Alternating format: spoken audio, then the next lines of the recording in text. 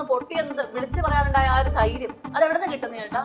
അത് ഓഡിയൻസ് തരുന്നല്ലേ. പൊട്ടിന്ന് അവർ കുറെ പറഞ്ഞു കഴിയുമ്പോൾ നമുക്കൊരു ധൈര്യം വരും.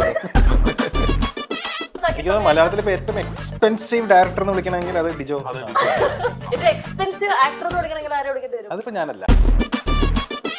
Akshay Kumar thinking about remaking of the film കില്ലാടി from Bharat. അറിഞ്ഞായിരുന്നോ?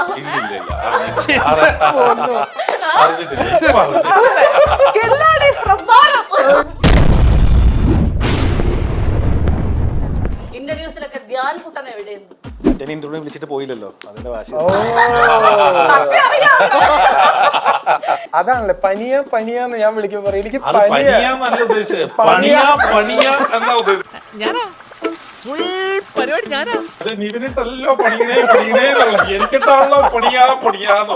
Crown പ്ലാസയിൽ 4 cookies ഞാൻ വാങ്ങിച്ചു. ഒരു ഓഫർ എന്നൊക്കെ പറയുന്ന ഒരു മിനിമം മര്യാദ. ഡയറക്ടർ ദയവ് ചെയ്ത് അഭിനയിക്കരുത്. അത് വന്നാ നമ്മൾ എങ്ങനെ പറയും എഴുതി നമ്മൾ ഇരുന്ന ഒരു കാര്യമായിരുന്നു. കുക്കീസ് ആണ് വീണ ഓഫർ ചെയ്തത്. ഞാൻ ഇന്നത്തെ ഫുൾ എക്സ്പെൻസ് ഞാൻ എന്റെ ആവശ്യമില്ല, പ്രൊഡ്യൂസർ തന്നെ മതി. ഞാൻ നേരത്തെ വെള്ളം കൊടുക്കട്ടെ.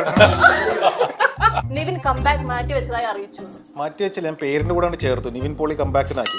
ഇനി പോലെ നിവിൻ പോളി കംബാക്ക്. വണ്ണം കുറയ്ക്കണമെന്ന് ഒരു ആഗ്രഹവും ഇല്ലല്ലോ മനുഷ്യ. കൺസിസ്റ്റൻസി എന്ന് പറഞ്ഞൊരു പരിപാടി നമ്മൾ ഒരു ആക്ടർ നമ്മൾ മെയിൻറ്റെയിൻ ചെയ്യണം. കഴിഞ്ഞ വർഷങ്ങളായിട്ട് ഞങ്ങൾക്ക് ഈ ക്യാരക്ടറായിട്ട് തന്നെ ഫീൽ ചെയ്തോണ്ടിരിക്കും. കാരണം എല്ലാ പടത്തിലും ഞാൻ ഈ കൺസിസ്റ്റൻസി ഉറങ്ങിപ്പോയി ചേട്ടാ? ഇല്ല, പോയേനെ. കറക്റ്റ് സമയത്ത് വിളിച്ചു.